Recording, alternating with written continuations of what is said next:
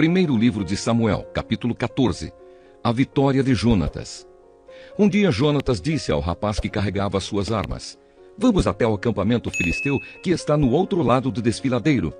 Mas Jonatas não contou ao pai o que ia fazer. Saul estava em Migrom, perto de Gibeá, acampado debaixo de um pé de romã. Com ele estavam mais ou menos 600 homens.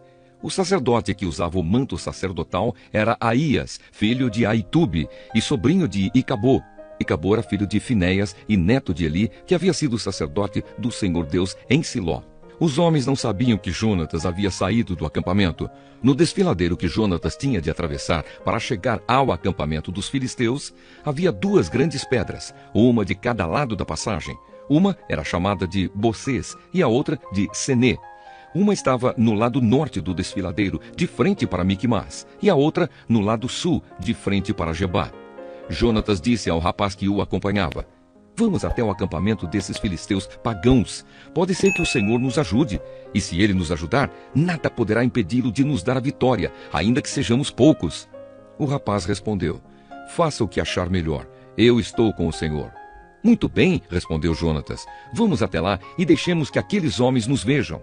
Se eles disserem para ficarmos parados até que cheguem perto de nós, nós obedeceremos. Mas se disserem para irmos até o lugar onde eles estão, nós iremos, pois isso será o sinal de que o Senhor Deus nos deu a vitória." Aí os dois deixaram que os filisteus os vissem, e estes disseram: "Vejam, alguns hebreus estão saindo das tocas onde estavam escondidos." Então os soldados filisteus chamaram Jonatas e o rapaz: "Subam até aqui, queremos mostrar uma coisa a vocês."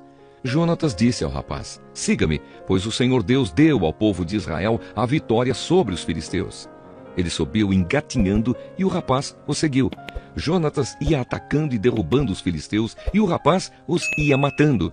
Nesse primeiro ataque, eles mataram cerca de 20 homens, em uma área de mais ou menos 1.200 metros quadrados. Todos os filisteus que estavam no acampamento ficaram apavorados. Os patrulheiros e os soldados do acampamento tremeram de medo. A terra também tremeu e houve uma grande confusão. A derrota dos filisteus. Os espiões de Saul que estavam em Gibeá, no território da tribo de Benjamim, viram que os filisteus estavam tontos, correndo para cá e para lá. Então Saul disse aos seus oficiais: "Contem os nossos soldados e vejam quem está faltando." Eles contaram e descobriram que estavam faltando Jonatas e o rapaz que carregava suas armas.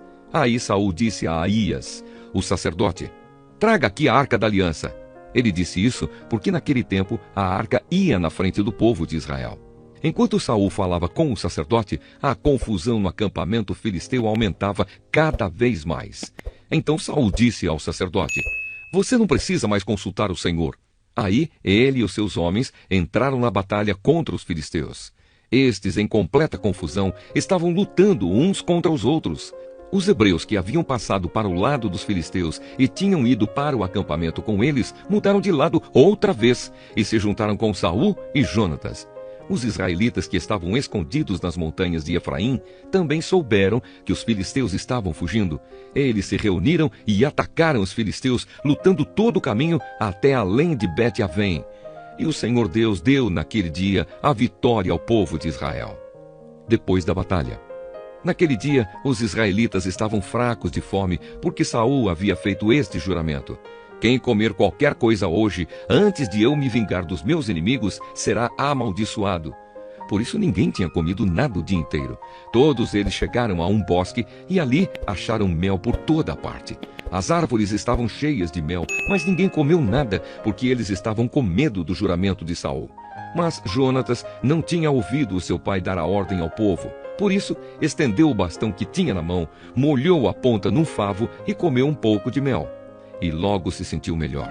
Mas um dos homens disse: "Todos estão fracos de fome, porque o seu pai nos ameaçou, dizendo: 'Quem comer qualquer coisa hoje será amaldiçoado.'" Então Jonatas respondeu: "O meu pai fez uma coisa terrível com o nosso povo. Vejam como estou me sentindo melhor depois de comer um pouco deste mel. Teria sido bem melhor se hoje o nosso povo tivesse comido o alimento que tomou do inimigo quando o derrotou. Imaginem quantos filisteus mais eles teriam matado." Naquele dia, os israelitas derrotaram os filisteus, lutando desde Micmas até Aijalon. A essa altura, os israelitas estavam muito fracos de fome. Por isso, avançaram sobre o que haviam tirado dos inimigos, isto é, as ovelhas, as vacas e os bezerros, e os mataram ali mesmo, e comeram a carne com o sangue. Aí alguém foi dizer a Saul: olhe, o povo está pecando contra Deus, comendo carne sem primeiro deixar escorrer o sangue. Saul gritou: isso é traição! Rolem aqui para mim uma pedra grande! E ordenou ainda: vão para o meio do povo e digam a eles que tragam aqui o seu gado e as suas ovelhas, e que os matem e os comam aqui, e que não pequem contra Deus, comendo carne com sangue. Por isso, naquela noite, todos trouxeram o seu gado e o mataram ali. E Saul construiu um altar para o Senhor Deus, e esse foi o primeiro que ele construiu. O povo salva Jonatas.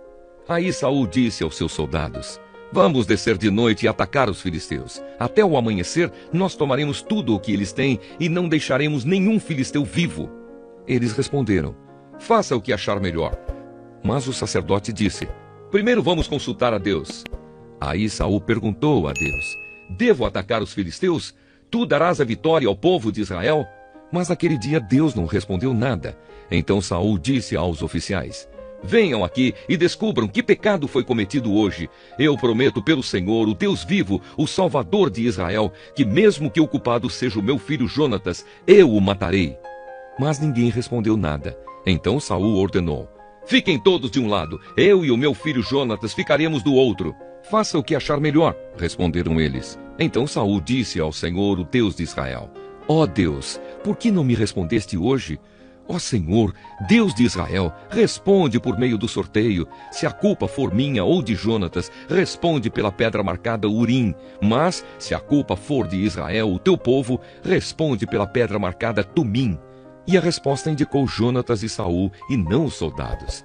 Então Saul disse: façam um sorteio para saber se a culpa é minha ou do meu filho Jonatas. E Jonatas foi indicado. Então Saul perguntou: o que foi que você fez? Eu comi um pouco de mel que tirei com a ponta do bastão que eu tinha na mão, respondeu Jonatas. E estou aqui pronto para morrer. Que Deus me mate se você não for morto, disse Saul. Mas os soldados responderam: isso nunca! Jonatas, que deu esta grande vitória ao povo de Israel, não deve morrer. Nós prometemos pelo Senhor, o Deus vivo, que ele não vai perder nenhum fio de cabelo. O que ele fez hoje foi conseguido com a ajuda de Deus. E assim os soldados salvaram Jonatas da morte. Saul parou de perseguir os filisteus, e eles voltaram para sua terra, o reinado e a família de Saul. Depois que se tornou o rei de Israel, Saul lutou contra todos os povos vizinhos, que eram seus inimigos, os povos de Moabe, de Amon e de Edom, os reis de Zoba e os filisteus, e em toda parte em que lutava era vitorioso. Saul lutou corajosamente e venceu os amalequitas, e defendeu o povo de Israel de todos os ataques. Saul tinha 3 filhos homens, Jonatas, Isvi e Malquissua. A sua filha mais velha chamava-se Merabe, e a mais nova, Mical. A sua mulher chamava-se Ainoã, e era filho de Aimaas. O comandante do exército de Saul era o seu primo Abner, filho de seu tio Ner. Quis, o pai de Saul, e Ner, o pai de Abner, eram filhos de Abiel. Durante toda a sua vida, Saul lutou ferozmente contra os filisteus, e sempre que encontrava um homem forte e valente, ele o alistava no seu exército.